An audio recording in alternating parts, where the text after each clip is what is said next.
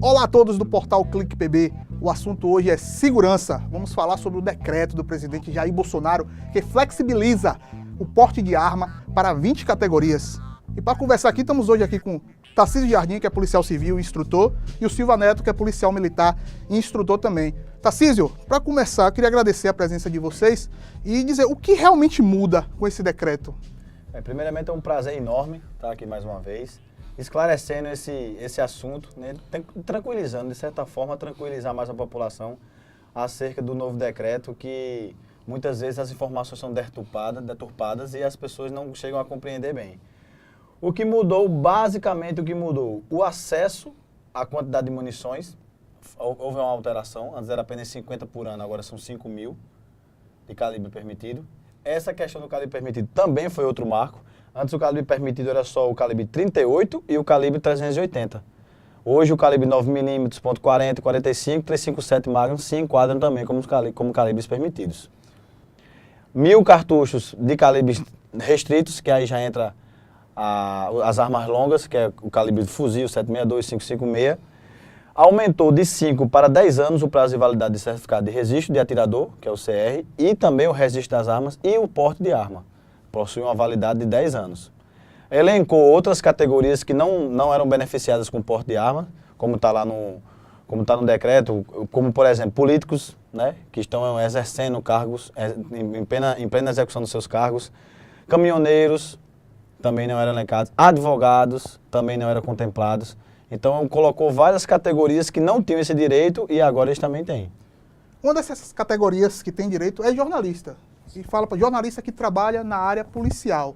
Como é que a gente pode definir isso? Por exemplo, vamos dar o exemplo do portal Clique PB, onde todos os jornalistas aqui trabalham na área policial, trabalham também com a área policial. Como é que é definido esse critério? A lei ela não é clara em relação à definição do critério a ser adotado para se fazer a interpretação de que o jornalista ele trabalha especificamente na área policial. Mas provavelmente vai se criar uma jurisprudência, vai ser feito entradas em vários tipos de processos para aquisição do armamento, vai ser interpretado como aquele jornalista policial que provavelmente está lá na ponta da lança, cobrindo uma imagem, fazendo a cobertura de uma ocorrência em si. Vamos aguardar, ver o posicionamento dos juristas em relação à interpretação do processo e ver a que âmbito vai se abranger o jornalista policial. Quem quiser ter uma arma de fogo hoje, qual o caminho que vocês, já que vocês são instrutores, o caminho que vocês indicam? É que a pessoa vá fazer um curso, que ela procure ajuda, ou que ela vá só adquirir a arma e ter uma arma dentro de casa, é fácil de manipular? Como é que você enxerga isso? Um ponto que tem que ser falado. Hoje, com o decreto, não foi simplesmente liberado você comprar uma arma em supermercado. Muita gente está achando isso. Não, agora todo mundo vai comprar uma arma, colocar na cintura e isso aqui vai virar um faroeste. Não é bem assim. Você vai ter, inclusive as categorias que estão elencadas no decreto, elas têm que preencher os pré-requisitos. Não pode responder processo criminal, nem inquérito policial. Aí se fala assim, não, mas inquérito ainda não é sentença transitada de julgado, mas ele não pode. Ele tem que esperar aquilo se tornar um processo, ele ser absolvido para daí ele pleitear o porte. Ele tem que passar num teste prático, ele passa no teste prático de tiro, o teste do porte é mais rigoroso do que o da posse, obviamente. Tem que passar num teste psicotécnico, por um psicólogo que é credenciado na Polícia Federal também, para daí ele dar entrada e pedir autorização para o porte de arma. Então não é simplesmente eu quero o porte e eu vou ter. Você tem que estar naquela listagem e ainda tem que passar na prova teórica, que tem uma prova teórica também, tem a prova prática, tem o teste psicotécnico para daí você poder ter acesso ao seu porte. Beleza. Silva, a gente sabe que há uma resistência muito grande por parte da sociedade, principalmente no momento político que a gente vive atualmente, onde de ânimos acirrados, foi uma eleição, teve muita disputa, muita conversa, muito debate sobre o porte de arma. Muita gente fala que o brasileiro não tem condições de ter o porte de arma, que o brasileiro não tem capacidade, que vai morrer muita gente. Como é que você enxerga, como é que você faz essa leitura? O que a gente tem que desvincular é o calor político da letra da lei e interpretá-la como lei, nua e crua propriamente dita. Daí sim ela vai começar a gerar seus efeitos sociais e o que está se interpretando ali é o direito de você ter a posse ou o porte de arma de fogo e não a obrigatoriedade, não é um dever.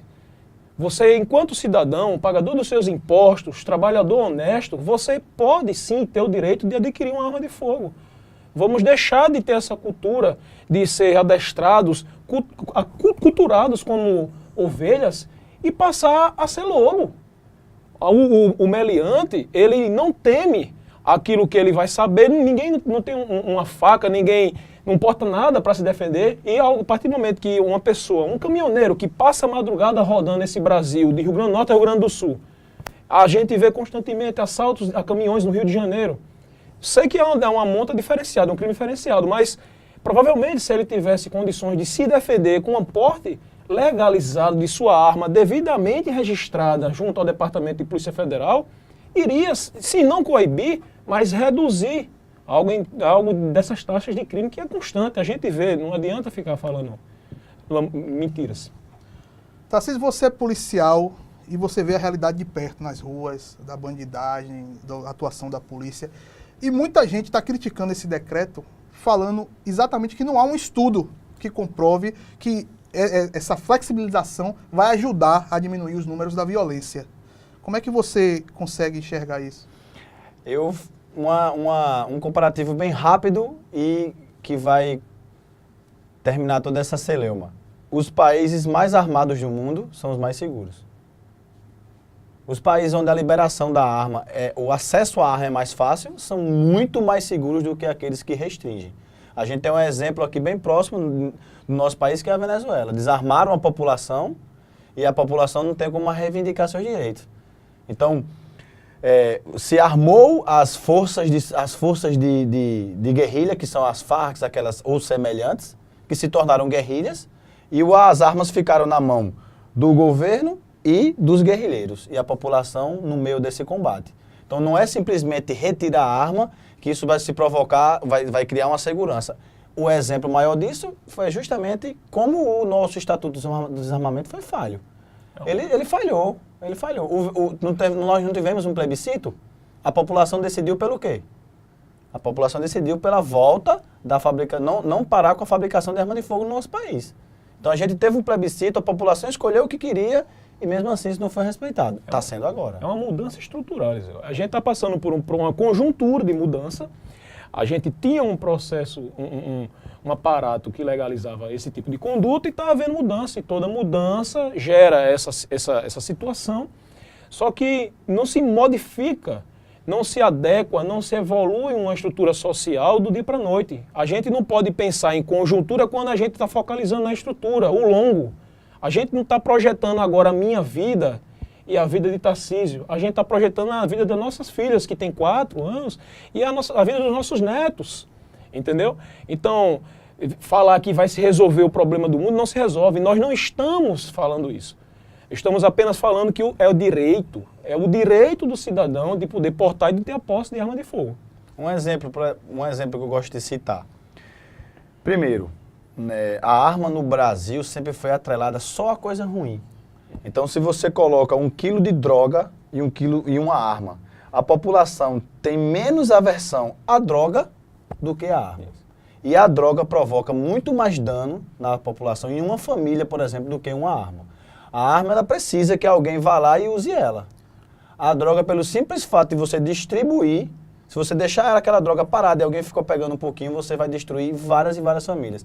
E quantos delitos não serão feitos, não serão cometidos por conta daquela droga? Seja por briga de território, seja um viciado fazendo pequenos furtos para poder manter o próprio vício. Então, é um comparativo que eu falo que as pessoas ficam até perplexas, mas a arma no Brasil sempre foi tratada pior do que uma droga, questão cultural. Vocês citaram aí sobre a questão das munições, que aumentou de 50 para 5 mil, né? 5 mil, isso. Hoje em dia, e com esse decreto também, o que é que muda para quem deflagrar hoje um tiro em via pública, dentro da sua casa, em qualquer outro lugar? Existe alguma... Porque assim, uma coisa é você ter arma, outra coisa é você disparar, fazer o disparo, né? Eu queria que você explicasse um pouquinho sobre isso. Não mudou nada. A legislação continua igual. Continua igual. Se ele disparar na rua, dispara em via pública. Vai responder pelo Código de Processo Penal. Se ele disparar em casa, disparou em casa por quê? Qual foi o motivo? Invadiram a casa dele? Foi invasão do domicílio? Foi para defender seu lar? Não, eu disparei simplesmente porque eu quis disparar. A lei vigente continua do mesmo modo, vai estar punindo igual. Tá. Somos a favor, sim, de quê? Estou falando nas entrevistas que a gente está fazendo, que tem que haver uma maior severidade da legislação penal com quem cometer crimes com arma de fogo. Quando você fala em maior rigor, você está falando... Exatamente. O que é que você fala? Alguma mudança que você pensa? Endurecimento. Se está dando acesso à arma, está se favorecendo, o presidente está respondendo uma indagação que foi feita sempre, que era o porquê que a gente não tinha esse acesso. Ele está dando essa oportunidade e pessoas com intenções ruins vão usar de arma de fogo para cometer crime, para se sobressair fisicamente, para poder coagir alguém com a sua arma, para poder até cometer crime. Então essa pessoa ela tem que responder severamente, porque ela está usando um instrumento que foi favorecido, que foi concedido para a população para cometer um crime. Então ele não é um cidadão de bem. O cidadão de bem que quer a arma para defender a sua família, o seu imóvel, ele não vai fazer isso. A bem da verdade, tem que haver um amadurecimento do espírito de cidadania. Se o cidadão não tiver uma evolução no seu trato com o próximo, se o cidadão ele não tiver um nível de educação mais apurado, de nada vai adiantar. Eu estou atribuindo uma grande responsabilidade para o cidadão ao portar uma arma de fogo, para ele interpretar que aquilo é um instrumento de defesa pessoal, não é um instrumento de ataque para matar as pessoas a esmo, para fazer crimes, não. Nada disso. Então, a partir do momento que é delegado, é concedido esse direito ao cidadão, ele também tem que retroalimentar o sistema através de responsabilidade. Beleza. Para a gente encerrar, eu queria só que vocês dois são instrutores, que vocês pudessem falar um pouquinho para a gente. Qual é a vantagem de quem quer adquirir uma arma, de procurar um curso especializado, não apenas ir para o sítio do tio e atirar lá, e ir atrás de alguém que ensine ele a manusear. É um ponto muito importante. Você colocar uma arma na cintura não quer dizer que você está 100% seguro. Muito pelo contrário. A gente já falou isso aqui, inclusive até na nossa reportagem anterior, que a gente viu aqui. Você coloca uma arma na cintura para o marginal, você é um policial. Você é um policial. Quando você ir por uma casa e você for pego de surpresa e ele descobrir que você está armado, ele não vai perguntar se você é policial. Para ele, você é um policial. Então, provavelmente, como acontece no Brasil, é execução sumária. É execução sumária. Entrar em luta corporal, que é a segunda maior causa-morte de policiais em serviço. Morte por perda da arma de fogo. Arma própria. A sua própria arma. Entra em luta corporal, o marginal toma sua arma e ele mata com sua própria arma. Execução. Então, é necessário você ter treinamento. Você tem que fazer um treinamento básico, porque senão você não passa no teste. Se você não tiver um conhecimento médio a moderado, você tem que ter de básico a moderado. Se você não tiver esse conhecimento, você não passa no deporte. O teste do alvo 4 cores, que é o segundo teste prático que se faz, não é um teste fácil. Não é um teste fácil. Você tem que ter uma períciazinha com arma de fogo, sim. Após fazer esses testes e você realmente quiser andar com sua arma na cintura, você tem que fazer um curso, que inclusive na nossa empresa nós ministramos, na empresa que a gente dá instrução, que é o combate velado, que são justamente para pessoas que portam arma veladamente, por baixo das suas trajes.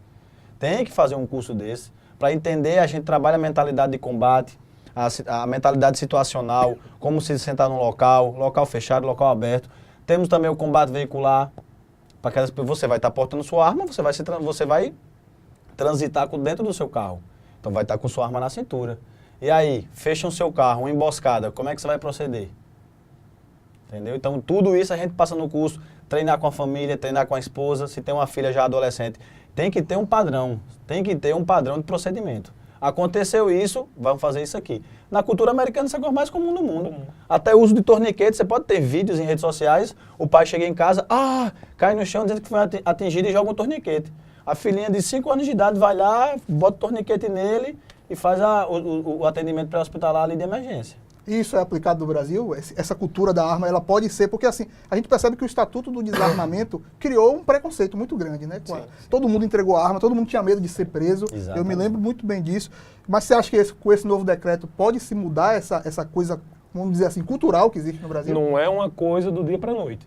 É uma coisa que tem que ser trabalhada a longo prazo para ter uma mudança estrutural. Como eu te falei, a conjuntura de agora vai ser uma conjuntura de mudança. É uma quebra de linha de conforto para ambos os lados e não adianta ficar medindo força para lá e para cá. O que adianta é você, ao se assemelhar com aquele seu direito, e tomar posse do direito, da posse e do porte de arma de fogo, você se especializar para estar usando aquilo. Como foi falado aqui agora, a situação das crianças, o próprio decreto, ele fala sobre a utilização de arma de fogo por menores de idade, em locais que são previamente designados pelo comando do Exército e com a arma devidamente credenciada do responsável. Ou o responsável vai estar lá fiscalizando, ou o responsável vai estar concedendo a autorização para a menor de idade utilizar o armamento. Isso sim é uma mudança estrutural. A gente não está introjetando na cabeça das crianças que elas vão ser guerrilheira, narcotraficante, meliante. Não. É que elas têm o direito de portar arma de fogo e perceber que aquilo é um instrumento de defesa pessoal e não um instrumento de ataque. Nós estamos trabalhando com cidadãos. Nós não estamos trabalhando com cidadãos à margem da lei. Aos cidadãos à margem da lei, todo o rigor do cajado da justiça. É bem importante também frisar que esse é o primeiro decreto, entendeu? Isso. Ele não é definitivo. Esse foi o primeiro, irão vir os ajustes, com certeza irão fazer outros ajustes.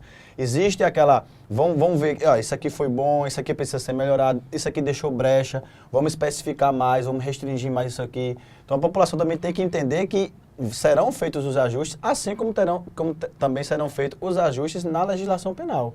Mas isso, que nem o Sertão falou, não é feito do dia para a noite.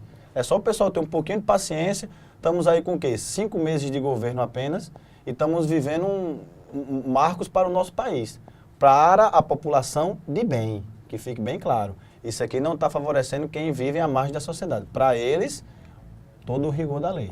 Beleza, a gente conversou aqui com o Tarcísio Jardim, que é policial civil, instrutor de tiro, Silva Neto, que é policial militar, instrutor de tiro. Falamos aqui, demos uma devassa sobre esse decreto do presidente Bolsonaro que flexibiliza o porte de armas. Eu queria deixar aqui aberto para vocês, para a gente se despedir do nosso público. Queria agradecer mais uma vez a oportunidade de estar aqui nesse portal, mega portal de notícias do nosso estado.